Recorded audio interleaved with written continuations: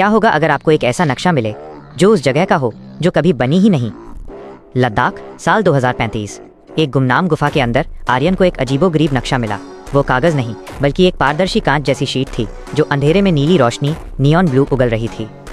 नक्शे में पहाड़ों के बीच एक विशाल मेट्रोपोलिस दिखाया गया था, जबकि हकीकत में वहाँ सिर्फ बंजर बर्फ थी। एडवेंचर शुरू होता है। आर्यन उस सटीक लोकेशन पर पहुंचा।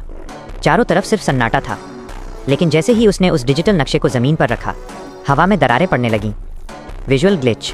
अचानक उसके सामने का नज़ारा बदल गया।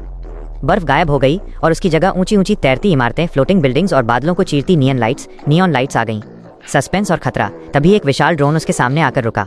उसकी लाल आंखें आर्यन को स्कैन करने लगीं। आवाज़ आई, धोखा, एक अनरजिस्टर्ड इंसान यहाँ कैसे? आर्यन चिल्लाया, ये कौन सा शहर है? मैं यहाँ कैसे आया? एआई की गूंजती आवाज़ ने सब हिला दिया।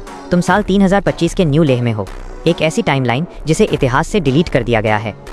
द ट्विस्ट, अचानक पूरा शहर पिक्सेल्स बनकर बिखरने लगा। इमारतें कांच की तरह टूट रही थीं। एआई ने आखिरी चेतावनी दी, 2035 में लिया गया एक गलत फैसला इस पूरे भविष्य को मिटा रहा है। आर्यन, अगर तुमने उसे नहीं रोका तो ये शहर कभी पैदा ही नहीं होगा।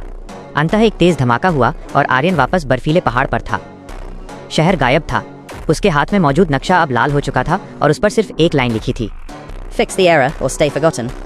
Final line.